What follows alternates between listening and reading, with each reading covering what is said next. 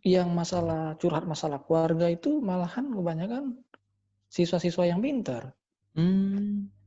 Halo, selamat malam Bapak Wisnu Wicaksono. Selamat malam.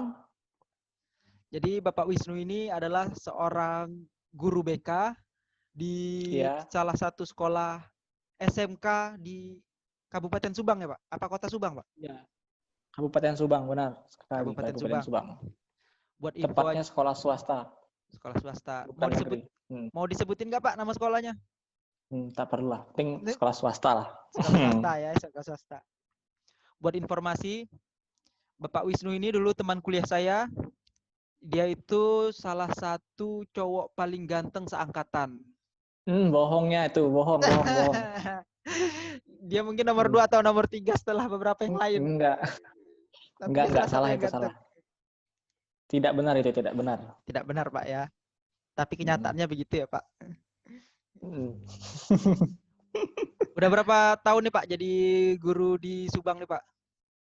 Ya, adalah 1,5 tahun. Jalan 2 tahun berarti nih Pak ya. Mm. Mau masuk 2 tahun lah, iya benar. Ini kan Bapak sebagai guru BK. Apa sih Pak sebenarnya fungsi dari guru BK itu Pak? Fungsi dari guru BK itu terutama eh, mendengar keluh kesah dari siswa. Mm-mm. Yang kedua, mengontrol ya siswa yang nakal, yang jarang masuk sekolah, yang tidak pernah kerjain tugas. Eh, Aslinya sih sangat berperan penting. Kalau tidak ada guru BK, ya para wali kelas sangat kewalahan. Mm-mm. Di sekolah saya itu ada tiga tiga apa namanya, tiga Guru BK. tingkatan. Oh, 3 tingkatan. Bukan, pertama kan wali kelas Heeh, menanganin, empat malah, empat. 4 ya. Pertama wali wali kelas, yang Mm-mm. pertama ketua program, yang Mm-mm. ketiga guru BK sendiri, yang keempat itu kesiswaan. Nah, kalau sudah sampai tingkat kesiswaan, berarti itu tingkat kenakalannya udah lumayan tinggi. Bukan lumayan, udah tinggi banget lah. Udah Udah Pak. parah gitu. Oh, udah parah lah ya. Yang biasanya ditanganin guru BK tuh baru kayak bolos gitu Pak ya, nggak ngerjain tugas gitu. Enggak, dari kasus yang parah ditanganin semua, kita bareng-bareng. Kalau Oh, sudah levelnya udah sampai kesiswaan, itu wali kelas, kapro, BK itu ngumpul di ruang BK membicarakan itu. hmm. Contoh kalau udah kasusnya udah sampai minum-minuman, Hmm. ketahuan, itu levelnya udah sampai kesiswaan kan, udah sampai mau kepala sekolah itu. Ya Heeh. kita panggil orang tua, gimana Bu, enaknya gini-gini. Ada lagi apa kasus yang kalau kasus bolos, kasus enggak sekolah, enggak kerjain tugas itu di SMK saya itu udah termasuk biasa, soalnya kan siswanya lumayan banyak gitu. Heeh. Jadi 4 guru BK aja masih kewalahan gitu. Tahu saya kan Pak, anak SMK itu identik dengan citra yang nakal-nakal ya Pak. Bener Mm-mm. nggak sih Pak? Ya, kalau dibilang identik sih enggak sih, hampir semua sekolah sih ada yang nakal ada enggaknya, tapi Heeh. tergantung di mana warganya, guru-gurunya bisa mengontrol emosinya kan. Baik itu sekolah bagus yang favorit juga, kalau guru-gurunya kurang bisa mengontrol emosinya, Hmm. sama aja bohong gitu. Tergantung di semua kesuksesan kesuksesan sekolah itu bergantung gurunya.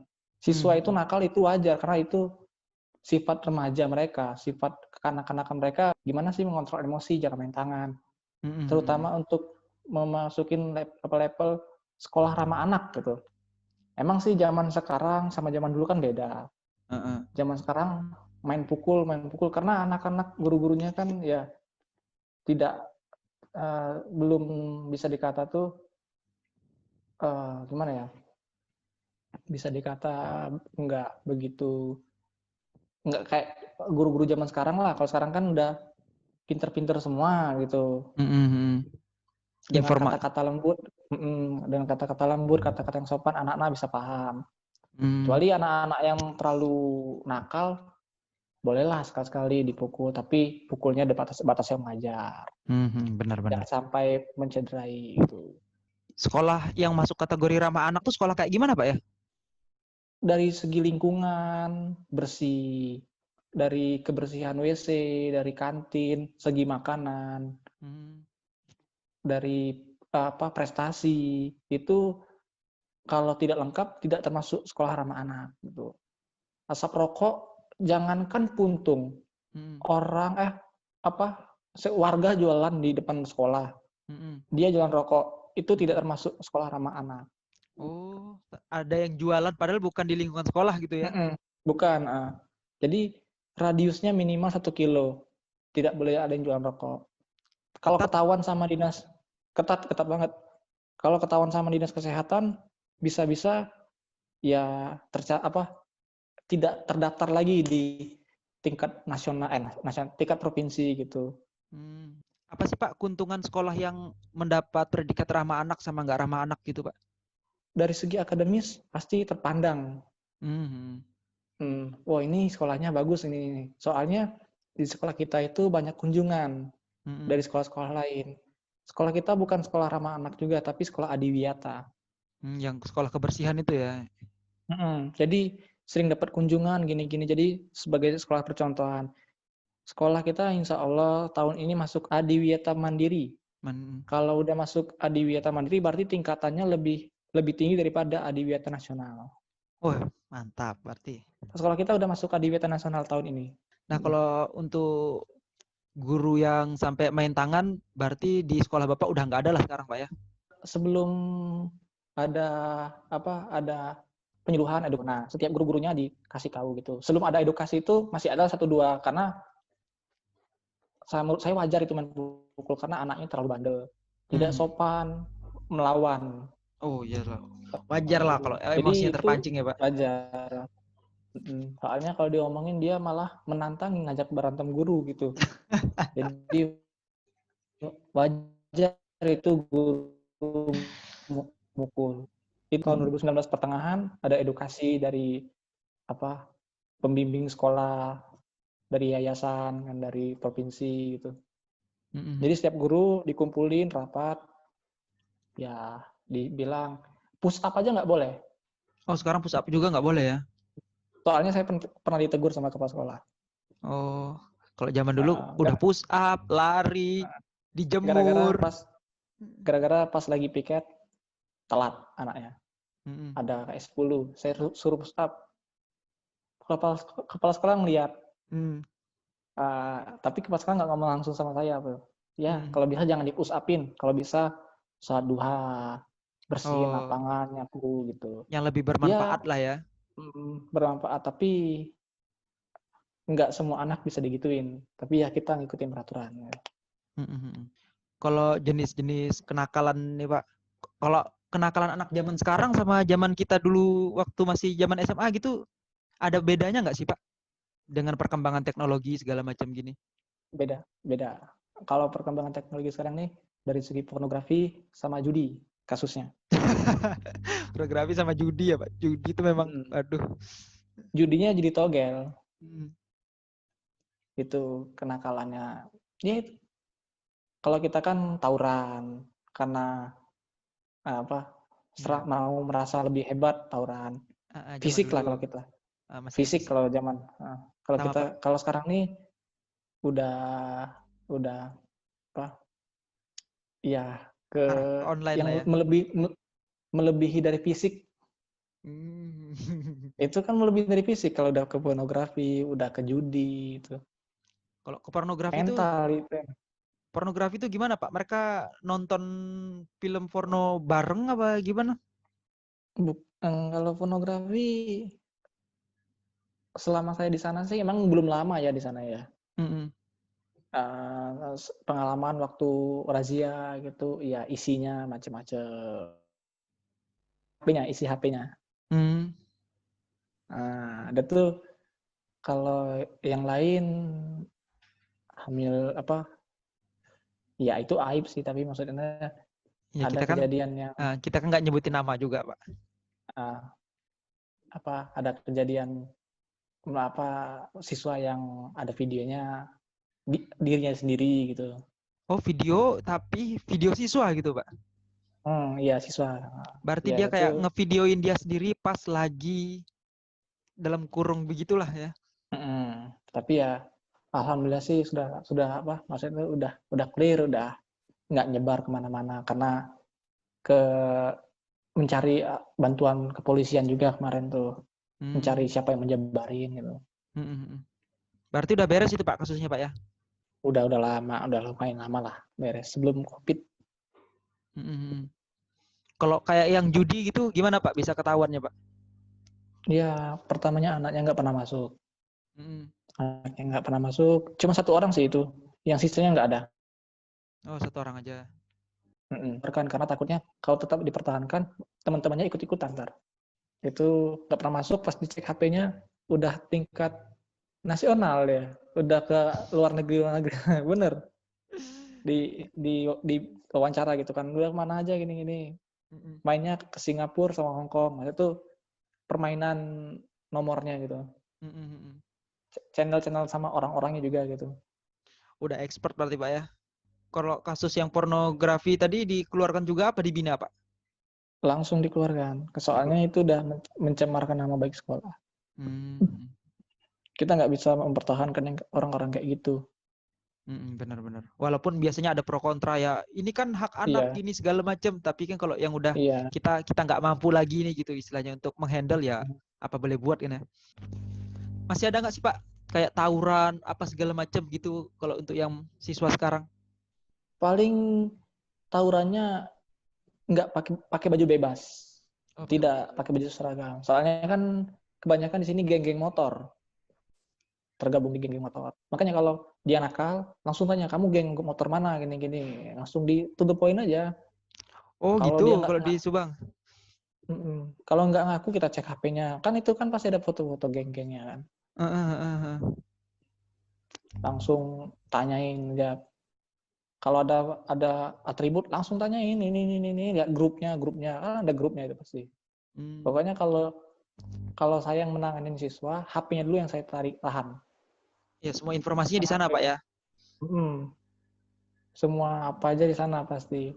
Baik itu jelek, informasinya di sana semua. Ada siswa yang mau bolos, ketahuan sama saya, ditarik ke BK, aku tahan HP-nya. Ngapain kamu di luar? Mau cari HP, Pak, alasannya. Hilang ini. Pas dilihat settingannya udah ada strategi. Itu si Sapam udah nggak ada di posnya, ayo keluar gitu. Hampir 3 jam sendiri tuh. Karena dia kekeh. Ini Pak, saya nggak bolos, nyari HP saya hilang, ketinggalan di keropak motor, di motor ya. Di bagasi motor gini-gini. Tapi pas dicari nggak ada gini-gini. Mana HP saya nggak ada, Pak. Ini teman saya mau nemenin gini. Ya lama tuh, tetap ke akhirnya besok kan dipanggil orang tua. Kalau yang kayak gitu masih panggil orang tua lah ya. Iya. Biasanya kalau yang kayak gitu masih ngulang lagi nggak Pak? Ya sebulan. Kalau yang kemarin tuh nggak ngulangin tapi telat. Itu masih telat. Oh masih lah ya. Sering. Soalnya ya itu alasannya kan dulu kan banyak razia. Jadi alasannya razia Pak, razia karena paham juga karena nggak punya SIM. Awalnya deket ke sekolah, muter jadi jauh gitu. Demi menghindari razia itulah ya. Tadi kan di sana kata Bapak anak SMK-nya tuh banyak yang berafiliasi sama geng motor gitu. Ada pengaruhnya nggak sih Pak perilaku mereka yang ikut geng motor sama yang enggak gitu? Ada. Perilakunya jadi malas sekolah, jadi sering bolos, jadi sering nggak masuk intinya. Tapi kalau udah ketemu sama guru mereka tetap sopan. Oh, cuma malas berangkat aja ya. Malas berangkat. Tetap kalau diajak ngobrol enak, nyambung itu bukan nggak menghargai, tetap menghargai guru. Kalau yang sampai nantang berantem guru segala macam itu biasanya kasus apa Pak? Atau karena apa biasanya? Itu kasusnya temperamen, anaknya temperamen. Oh, anaknya memang temperamen. Jadi gini nih, anak kelas 10, emang dari awal juga dia waktu pendidikan karakter pramuka kan saya juga ikut tuh bagiannya tuh. Waktu pertama kali dia ketahuan merokok, ada fotonya. Ini foto siapa? Bukan foto saya Pak. Wah langsung nantang. Iya, udah Pak, keluarkan saja saya. Kalau ini bukan saya, dia tetap ngekeh ini bukan saya, padahal foto itu foto dia gitu. Akhirnya ya guru ngalah, bukannya guru nggak mau ngurusin, tapi guru paham, oh ini nih anaknya temperamen, jangan dikerasin. Udah kita ngalah aja. Nanti kita kalau dia masih kayak gitu juga, kita proses lebih lanjut. Kerjaan itu kalau pagi jam masuk jam 7 masuknya. Jam 8 kan waktunya belajar. Saya keliling tuh naik motor, lingkungan sekolah, di luar lingkungan sekolah. Gimana anak-anak yang suka nongkrong. Itu sering ketahuan sama saya. Ya saya nggak langsung lapor ke wali kelasnya, saya bimbing dulu gini. Ya saya tahu itu anaknya temperamen tuh. Temperamen kalau dikerasin pasti Dia kita malah diajak berantem, Pak ya. Jadi aku lembutin aja, masuk yuk, daripada di sini nggak ada kerjaan, merokok ngabisin uang, yuk kita masuk ya. Belajar ya. Mau malah Pak, Bapak ajak gitu Pak? Iya Pak, mau masuk dia. Ya Pak. Malah bareng gitu. Nggak malah anjing kamu langsung gerbak, nggak gitu. Yang paling aku bilang pelan-pelan aja. Ada yang pernah aku lagi piket, kesal juga sih, tapi gara-gara sabar juga lah, anak-anak emang kenakalan remaja kayak gini. Kita mau melarang mereka merokok, tapi orang tua memperbolehkan. Sebagian, tidak semua. Itu yang jadi susah Pak ya. Makanya yang sering keluar itu dari segi keluarganya emang bebas gitu. Yang sering keluar izin ke bolos, bukan maksudnya bukan bolos keluar nggak pulang lagi, mereka keluar bolos tapi masuk lagi gitu. Cuma mau makan, mau merokok, udah tuh masuk lagi. Ya. Bukan yang bolos lari udah nggak masuk lagi Pak ya? Bukan. Tapi kalau itu juga ada, tapi kebanyakan yang kayak gitu, yang bolos, keluar, merokok, masuk lagi. Ya soalnya udah kucirenin lah anak-anak mana yang suka keluar, suka izin sama saya. Kalau zaman kita dulu kan nakalnya masih wajar, dan kalau lihat guru itu rasa takutnya tuh takut ada. gimana gitu. Kita yang takut ya. Kalau sekarang nih hukum udah melindungi anak-anak. Kita pukul, mereka ngadu, kita yang kena penjara. Sekarang nggak bisa lagi, apalagi udah ada dari dinas-dinas sekolah ramah anak. Jangan main pukul, jangankan main pukul, push up aja nggak boleh. Jadi gimana tuh? Kalau push up udah nggak boleh. Bener ya, makin susah lah Pak untuk disiplin. Ya. Hampir 10% di sekolahan kita itu tinggalnya sama nenek. Gitu. Neneknya ya enak juga, neneknya masih fit gitu. Kalau ini neneknya udah sepuh banget. Mau bangunin, mau marah aja nggak pernah kan. Jadi iya susahnya di sana. Ya. Cucu yang tinggal sama nenek kan apa-apa boleh biasanya. Apa-apa boleh, semuanya ini boleh. Gitu.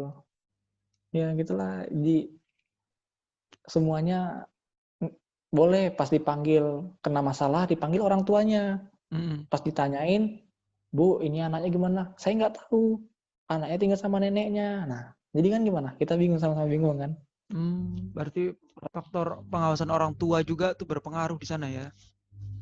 Itu orang tuanya tuh nggak di lokasi, itu pada kemana gitu Pak? Kerja di luar kota apa di luar negeri? Banyak kan ya, ada yang kerja di luar kota, ada yang luar negeri, ada yang rumahnya jauh gitu. Soalnya di sekolahan kita itu kan swasta kan nggak kena zonasi kan. Iya, siapa aja bisa masuk ya. Siapa aja yang rumahnya 15 kilo, 20 kilo dari sekolah bisa masuk. Toleransinya 20 kilo bisa 1 jam itu Pak, naik motor Pak. Bener, ada yang lebih sih. 20 kilo. Aku tanya kan, dia berangkat jam berapa kamu dari sini? Dia sering telat, setiap hari telat. Padahal punya bawa motor. Rumah di ini Pak, namanya daerah Cipaku ya, itu jauh banget emang. Gimana Pak, buka setengah 6 aja. Kan ada pabrik di sini, namanya pabrik tekwang yang gede. Pas setengah 6 berangkat, jam 7 kurang sampai pabrik tekwang, itu kena macet. Nah, jadi ya kita nggak bisa itu lagi, soalnya kondisi rumah jauh. Berangkat udah dari setengah 6 udah mau gimana lagi lah Pak ya.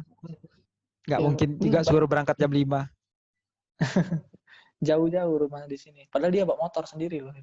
Hmm. Kena macet pabrik itu kan lumayan lamanya. Buru-buru keluar kan ribu-ribuan buru yang keluar, yang masuk gitu. Banyak gak sih Pak yang di SMK Bapak gitu berhenti sekolah di tengah jalan gitu? Dibilang banyak, paling sekitar 3-5%. Tapi ada Pak ya?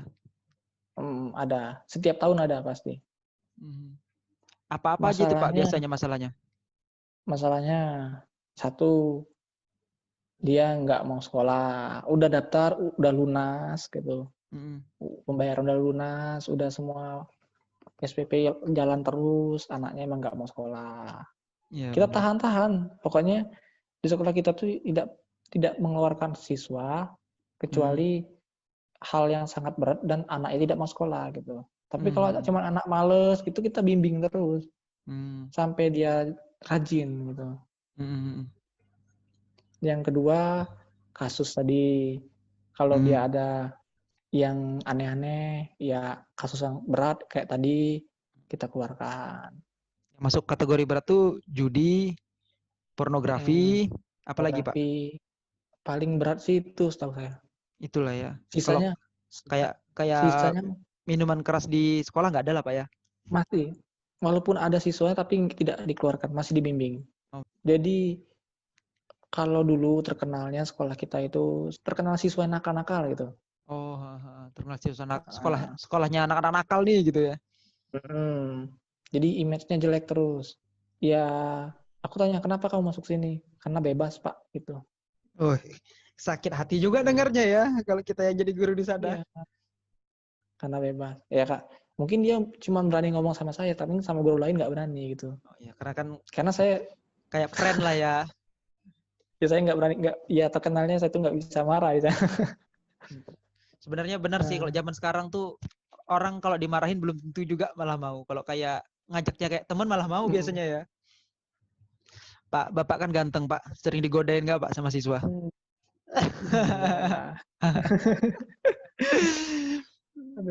Biasanya kan Pak, zaman kita sekolah dulu kan gitu Pak. Kalau kita yang cowok-cowok, ada guru yang cantik kan, ya kayak paling depan mau salaman, caper.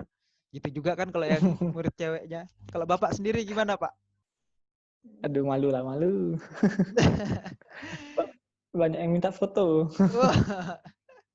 Sebenarnya saya sudah menduga Pak itu. Awal-awal sih takut kena fitnah. Awal-awalnya. Tapi dipikir-pikir, buat apa takut kalau kita benar? Nah, jadi kalau siswa minta foto, ya foto sini, ayo sini foto. Nah, gitu. Kalau ada siswa cewek-cewek minta ngobrol, ya aku layanin semua. Jadi takut awal-awal berpikir kalau kita kumpul sama anak cewek lagi ngobrol gitu kan, takut kena fitnah. Wih, Pak Wisnu gini. Ya, takut dibilang Pak Wisnu Guru ganjeng nih. tahulah guru-guru kan, apa gurunya banyak, mulutnya beda-beda gitu. Ya, itu kalau aku ngurusin orang, ya nggak ada habisnya. Jadi aku berpikir kalau kita benar, buat apa takut gitu. Ya udah, di ruang guru ada yang manggil Pak Wisnu, ya datang gitu. Perempuan, laki-laki, minta foto, minta ini semua. Ya aku layanin semua karena ya proporsi kita sebagai guru BK melayanin kan. Kalau dia minta curhat di lapangan, di bawah pohon gitu, ya dilayanin semua. Oh, berarti nggak harus di ruang BK Pak ya Bapak itu? Enggak. Di mana aja lah gitu Pak ya, yang mana Di enaknya. mana aja. Ada juga via telepon juga ada. Oh, via telepon juga ada. Biasanya yang paling sering dicurhatin apa Pak? Masalah keluarga, masalah pacar, masalah apa, temen geng-gengan gitu. Kalau geng-gengan tuh banyak perempuan kan. Kalau laki-laki, kalau sama geng-gengan laki-laki paling berantem kan. Kalau perempuan kan mulutnya kemana-mana itu. Jadi kalau kebanyakan curhat tuh perempuan, geng ini sama geng ini berbeda pendapat. Gimana Pak ini nih, jijik apa? Aku nggak suka liatnya gini karena dianya apa ini. Nah, ya kita sepandai-pandainya walaupun aku bukan ahlinya gitu. udah buat apa dipikirkan, aku bilang kan. Mhm. Itu masalah rebutan pacar, wah banyak lah pokoknya. Waduh, udah pacar Pak ya. Berarti ganteng banget itu yang direbutin Pak ya. Rebutan pacar sampai berantem, Iya sih, zaman zaman saya dulu sekolah sampai juga pukul-pukul. pernah ada yang gitu. Iya. Yang saya kesel tuh cowok yang direbutin nggak ganteng Pak, itu yang saya kesel. Kecewa saya Pak. Aduh, kesenangan cowoknya tuh. Mhm. Ya, intinya ya guru guru BK emang nggak ngajar, tapi ngurusin siswa sebanyak itu setiap hari aja minimal dulu sebelum COVID Mhm. minimal 2 orang tua siswa satu hari Satu hari dua orang, yang dapat dua orang tua ya. yang dipanggil Mhm. menyelesaikan masalah anak itu. Mhm. Jadi ya emang nggak ngajar, tapi kalau ngurusin anak sebanyak itu sama aja beratnya gitu. Iya benar. Yang masalah curhat masalah keluarga itu malahan kebanyakan siswa-siswa yang pintar. Saya pikir yang nakal-nakal Pak Pak. ini Pak, yang nakal itu masalahnya ya tadi yang soal pacar. Ya yang gitu-gitu doang lah ya. Kalau yang masalah Yang keluarga gitu. malah yang Tapi pintar kalau Pak ya. yang pintar, yang aktif gitu, Pak, kenapa ya aku sama bapakku gini gini gini ya. Mhm. Soalnya aku dapat ranking 1 juga pas nanya ke bapakku nggak ada respon ya gitu. Kan kita kan bertanya-tanya kan, nah itu. Mhm. Emang kita nggak panggil orang tuanya, tapi kita berusaha memberi solusi yang terbaik untuk dia sama orang tuanya. Gitu. Perasaan kita dulu masuk 10 besar aja udah bangga ya. Nampak sekali kita tidak berprestasi. Orang tua kita 10 besar aja udah bangga ya. Apalagi juara Ini satu. Juara satu dingin, curhat. aduh. Ya itu makanya aku juga bingung kan gimana menangnya. Jadi anaknya sampai berpikir, udahlah buat apa aku belajar gitu. Hmm. Ya, yang kita motivasi jangan sampai kamu kayak gitulah. Soalnya kan Ntar untuk yang diri dia ya nggak. bukan ini kan buat diri kamu sendiri bukan buat orang tua. Memang sih orang tua butuh tapi lebih ke diri kamu sendiri gitu. Oke, mungkin cukup sekian dulu Pak obrolan kita pada malam ini tentang guru BK. Soalnya kan selama ini profil guru BK tuh istilahnya jarang di highlight gitu sama orang-orang, taunya guru BK tuh cuma kalau ada masalah ke guru BK, ke masalah ada guru BK. Jadi orang kayak belum tahu aja gitu apa tugas-tugasnya, gimana dinamikanya. Tadi kan saya udah dengar cerita Pak Wisnu bahwa Pak Wisnu ini istilahnya ya udah guru yang lebih mengandalkan apa Ya, namanya? Mengandalkan kedekatan dengan siswa gitu untuk membujuk mereka, bukan dan pakai kekuatan ya, Pak.